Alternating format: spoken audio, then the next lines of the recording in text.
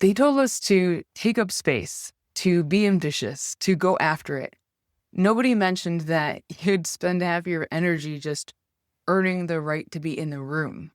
That's invisible labor, and it's not just exhausting, it's keeping you stuck. This is Hustle Rebels. I'm Renae, your host, and this is a podcast for people who still want to win, but aren't willing to burn themselves down to do it. Welcome back to Hustle Rebels. If you're new here, I'm glad that you found us. And this week, I want to talk about something that doesn't really show up on any job description. It doesn't get a line on your performance review, and it certainly doesn't get a thank you. But it is draining you, silently, constantly. And by the end of this episode, you're going to understand what invisible labor actually is and why it goes way deeper than just doing more than your share. You're going to understand how it shows up in your body, in your brain, in your identity. You're also going to start to see it, maybe for the first time, for what it's actually costing you. And real quick, if this conversation is already hitting, make sure you hit subscribe.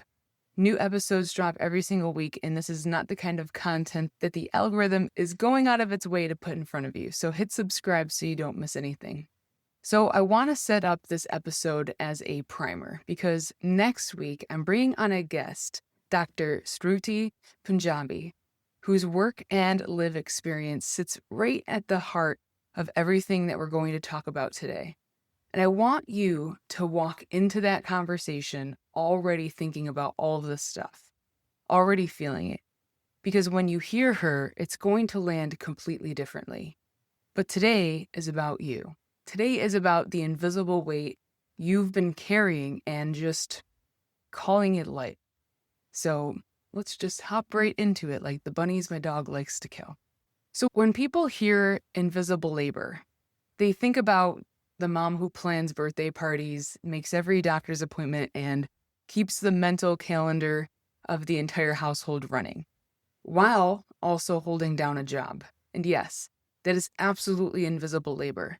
But I want to expand on this because invisible labor isn't just domestic. It lives at work. It lives in your friendships.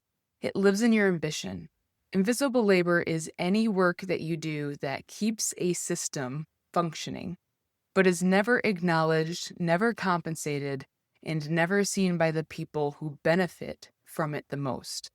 It's the emotional labor of managing your boss's fragile ego so you can actually get your ideas through. It's being the person everyone comes to when they need support, but no one thinks to ever check in on you. It's the extra mile that you run to prove you belong somewhere that should have already welcomed you from the start. And here's the thing about invisible labor that people don't really like to talk about. It doesn't just take your time, it takes your identity. Because when you spend years doing work that doesn't get seen, your brain starts to internalize a story. It starts to believe the labor is invisible because you are invisible, that your effort isn't worth naming, that if you stopped doing all of it, nothing would be lost. That is a lie, but it's a lie that gets very loud over time. I also talk a lot on this show about burning the blueprint.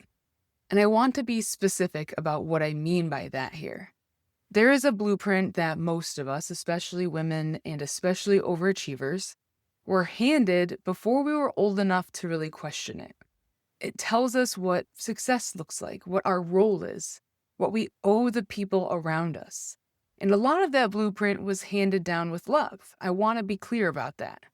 The women and the parents who raised us were operating from their own invisible labor, their own inherited scripts, and their own conditioning. And I'll be real with you, I catch myself running those old programs all of the time. I mean, my boyfriend texts me that he's on his way home from work. My first instinct is to stop everything that I'm doing and just start cooking. Not because he asked, not because I even have the bandwidth, but because something deep inside says, this is what you do. That is a program. It was installed a long time ago. And until I named it, I couldn't choose whether I actually wanted to run it or not. This is what the RAS, your reticular activating system, does. It filters your reality through whatever you've been conditioned to believe is true and normal and expected. So if the blueprint says that your value is tied to how much you produce and how little you ask for in return, your brain will keep finding evidence to confirm that. It will keep you working harder, asking for less, and wondering why you still feel so empty. Burning the blueprint isn't about blowing up your life. It's about getting curious enough to ask, whose rules am I actually living by? And that one question, it's a pretty scary one, because once you ask it, you can't unask it. But here's where it gets really interesting, because invisible labor isn't just the extra tasks. It's the mental bandwidth those tasks consume. Every time you navigate a situation where you don't feel fully safe or fully welcome or fully seen, your nervous system is working. And every time you have to code switch or chameleon yourself or manage someone else's perception of you, you calculate the cost of speaking up versus staying quiet. Your brain is working, and you don't get credit for that work. It doesn't show up on any output report, but it is exhausting you at the neurological level. Cognitive overload is what happens when your brain's processing capacity is maxed out. And we are all living in a time where there are more inputs than ever. You have social media, news cycles, workplace pressures, family dynamics, the weight of literally all the global events that are hitting our phones at 3 a.m. Your brain is not built to hold all of that. And when you layer invisible labor on top of that already overloaded system, something has to give. And usually it's your recovery. It's usually rest. It's usually parts of yourself that were supposed to get nurtured, but kept getting deferred.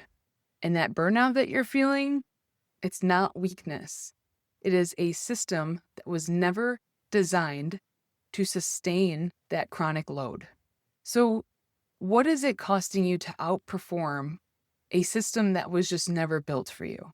I want to name something that doesn't get enough airtime in most conversations surrounding hustle culture. Not everyone is carrying the same invisible load.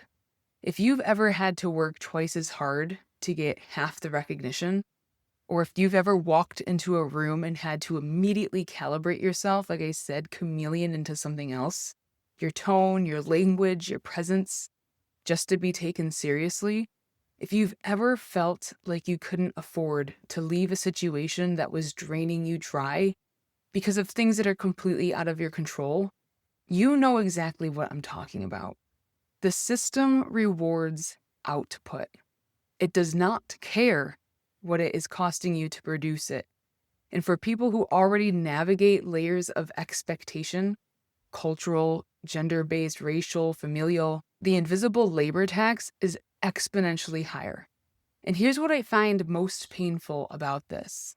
The people that carry the heaviest invisible loads are often the last ones to name it, which is because we are conditioned to believe that if we're struggling, we just need to work a little harder, push through it, just figure it the fuck out. We were never given permission to say, this system is extracting from me in ways that are not sustainable. So I'm giving you permission right now. You are allowed to name what this is costing you. So here's what I actually want you to walk away with today. Invisible labor is not just household tasks. It is any work that keeps a system running that goes unseen, uncredited, and uncompensated. And it lives in your nervous system. The blueprint that you're running about what you owe, what you're worth, and what you have to do to be enough was installed much before you were old enough to consent to it. That doesn't make it your fault, but it does make it your responsibility to examine it. Cognitive overload is real, and it's cumulative. The exhaustion you feel isn't just about today's workload. It's about years of invisible labor stacking on top of each other with nowhere else to go.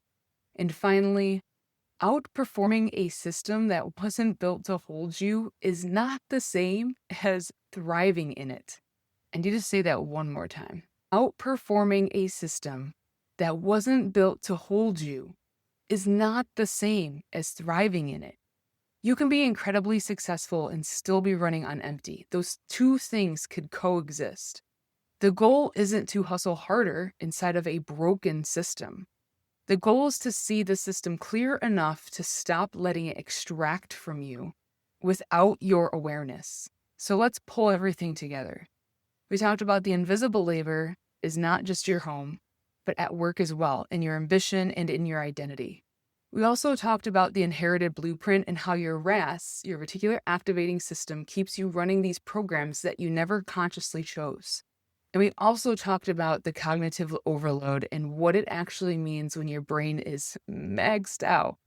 We talked about the very real, very unequal cost of trying to succeed in spaces that were not designed to hold all of what you are.